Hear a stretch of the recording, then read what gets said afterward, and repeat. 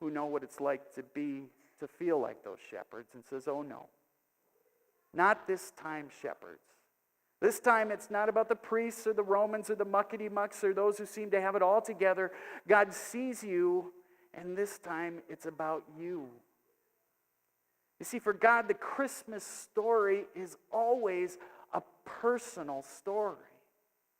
Way back when, God said, this story is all about you.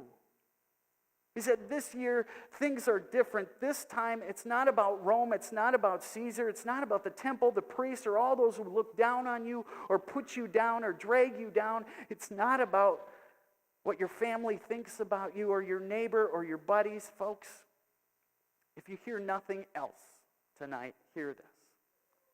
God wants you to know the Christmas story is all about you. About you personally.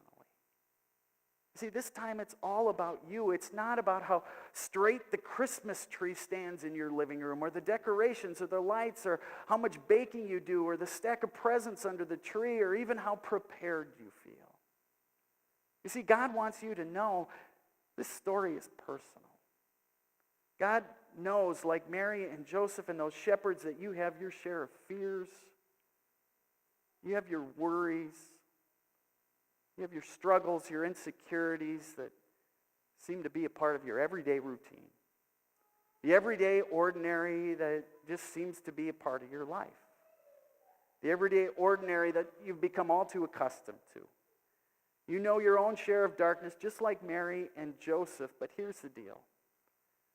Christmas is all about this God of ours, who in Jesus is coming to you and saying, oh no, not this time. Not this year. This time it's different. That darkness, you know, it doesn't win this year. Because this story we tell, it's all about you. I come as light to illuminate you so that all might see the gift you are to me just as you are. Folks, the Christmas story isn't just ancient history or a reason to heat up the credit card or to put a tree up or to bake a few cookies. You see, for God, it's personal.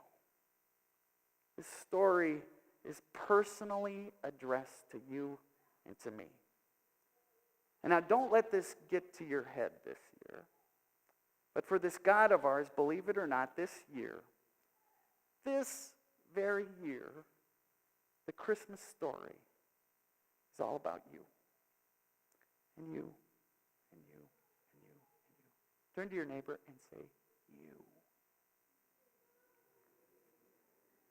Would you pray with me?